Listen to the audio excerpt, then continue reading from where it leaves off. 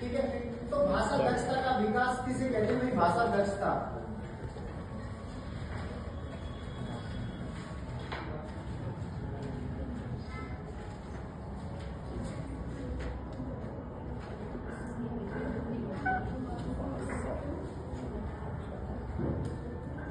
भाषा में दक्षता हासिल करना।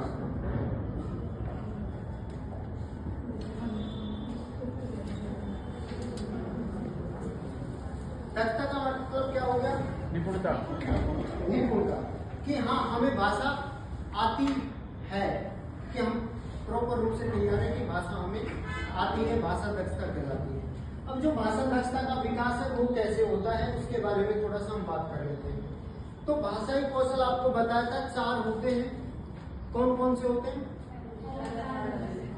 LSRW। तो सबसे जो अहम रोल है भाषा दक्षता का वो होता है इन 4 कौशलों का। सुनना, बोलना, पढ़ना, लेखन। उसके बाद में आता है विचारों का बोधन। ठीक है। उसके बाद में आता है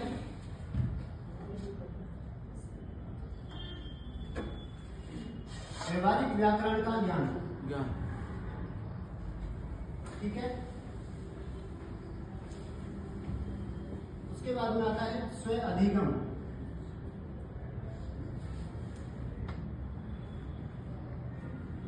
फिर आता है भाषा का प्रयोग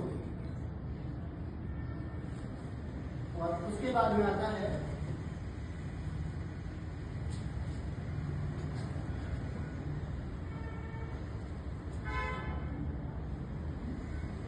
शब्द भंडार का अधिकार।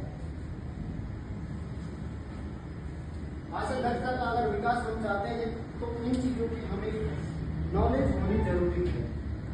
कौन कौन से भाई? सुनना, बोलना, पढ़ना और लिखना। मतलब ये 4 कौशल तो हमारे लिए अनिवार्य है। कौन कौन से? सुनना, बोलना, पढ़ना और लिखना। ये 4 कौशल हमारे लिए जरूरी है। उसके बाद में आता है विचारों का बोधन।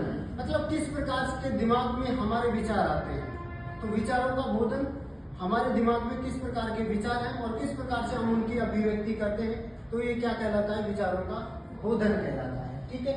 भाषा का व्यवहारिक ज्ञान होना जरूरी है। व्याकरण का व्यवहारिक ज्ञान होना जरूरी है। भाषा को हम व्याकरण के माध्यम से सीखते हैं या नहीं सीखते हैं? व्याकरण जरूरी होता है। ठीक है। उसके बाद में स्व अधिगम। अधिगम पढ़ा है क्या हमने?